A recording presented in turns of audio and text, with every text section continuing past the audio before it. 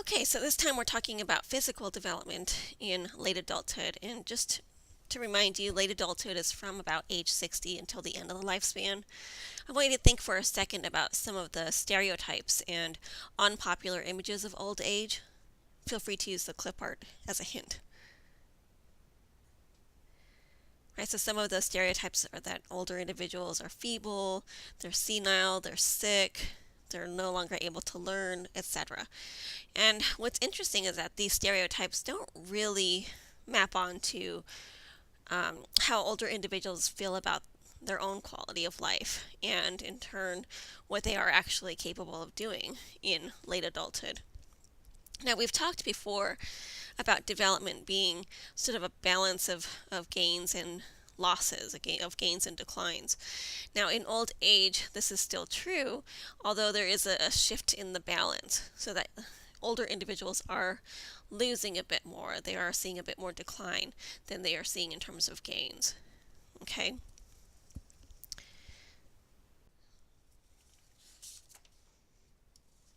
Now, let's say that you were going to conduct a study and you were going to sample individuals across the United States, anywhere from age 60 to 100, from every region, every race, every religion, every socioeconomic status.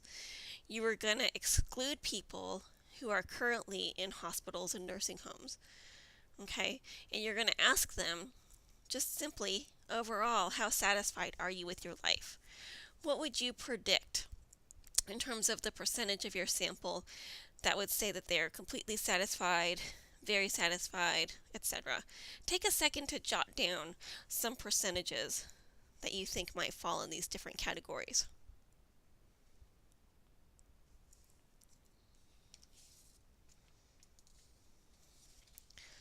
Okay, so let's look at some actual results from a study. Okay, so you see here,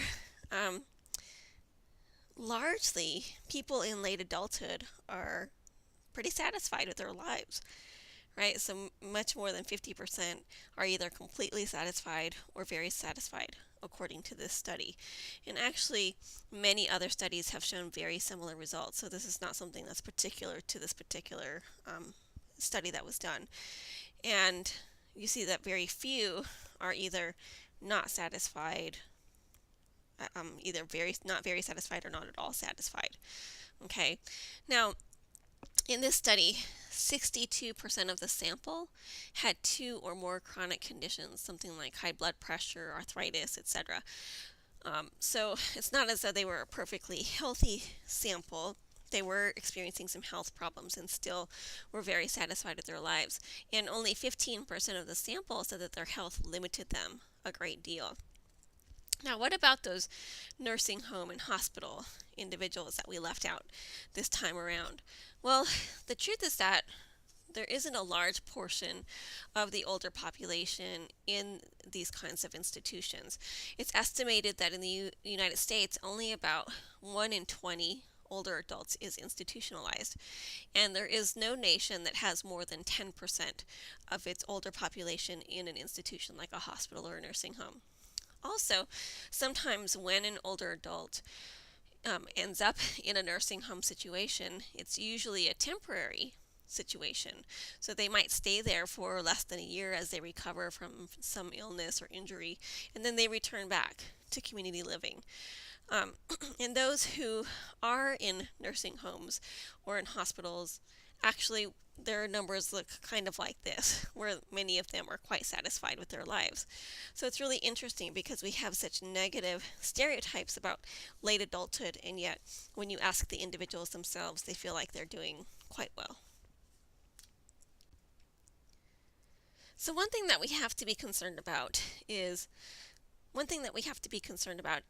something called ageism. And ageism is just prejudice against the age, or categorizing and judging people solely on the basis of chronological age.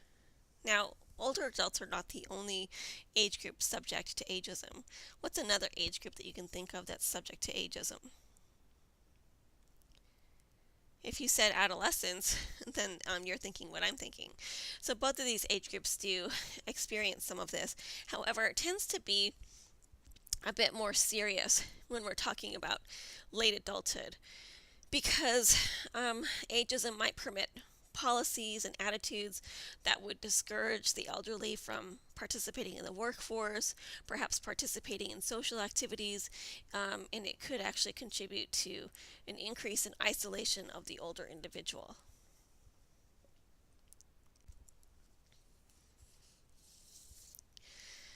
So, one thing that we need to do is think about age differently now that we're in late adulthood. Okay, so one way to think about age is to think about functional age. What is the person actually capable of in late adulthood? What is their actual competence level and performance level?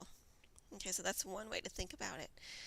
And then another, within that, you can think about dividing amongst young, old versus old individuals. So think about what that might mean for a second. What would a young, old individual be like? What would an old individual be like?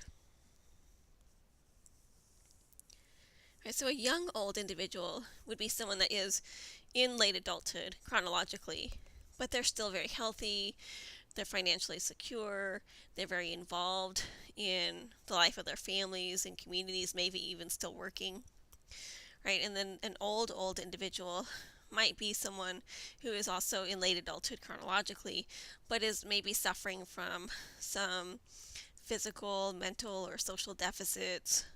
Maybe they need to be in a nursing home, or they need hospitalization.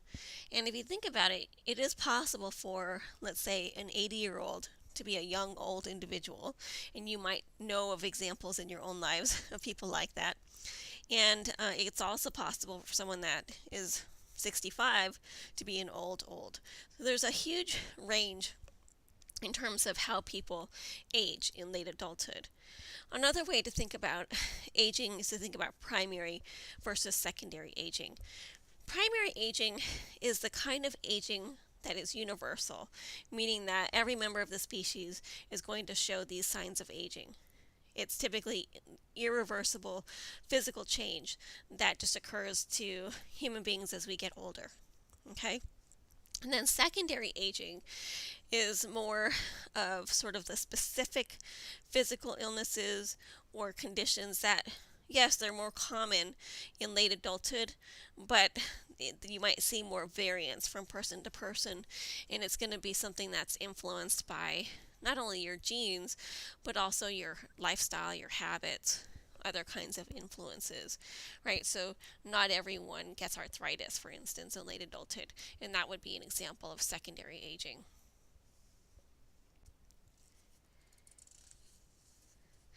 Okay, so I want you to look at this picture, and I want you to think for a minute about how old these two women are. I want you to jot down a couple of guesses.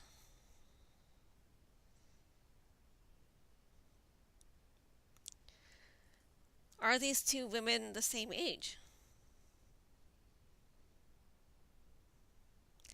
If they're not the same age, which one do you think is older? And if you said that the one on the right is older, about how much older do you think she is from the woman on the left? Okay, you ready for the actual ages? The woman on the right is 88.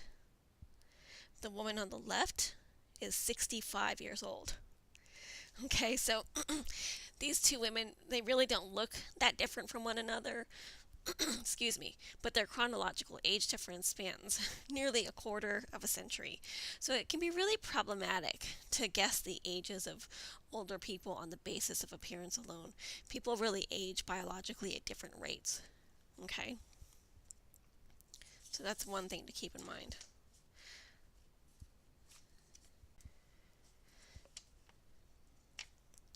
Another thing that we want to think about is, what is the actual quality of life of the elderly?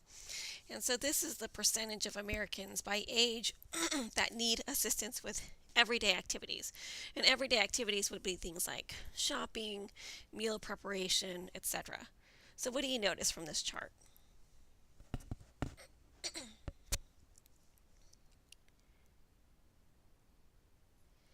Right, so you'll see that as age increases, the need for assistance also increases. But if you look closely at that top bar, right, those individuals that are 85 or older, you still have fewer than 50% of that group needing help with their everyday activities. So that means that more than 50% of people that age are still leading fully independent lives. Okay, so it's just interesting to think about that. This is another indication of self-perceived quality of life. In this study, what they did is they asked individuals how they viewed their health relative to others their age. How did they view their health overall? And then those ratings were compared to the individual's actual illnesses and their actual functional health in terms of how well they're able to perform just everyday living activities. And so you see that people, when they rate themselves relative to people their own age, they really see themselves as doing much better than everyone else around them. And their subjective health overall does tend to be a little bit higher than their objective illnesses, especially at the older ages. So that's really interesting. Older adults seem to be very optimistic about their health, regardless of what's actually going on in terms of their health decline. And one thing that we know is that optimism predicts better coping, it predicts better adjustment to the aging process, and it might even help extend the lifespan. So this is just something interesting to consider.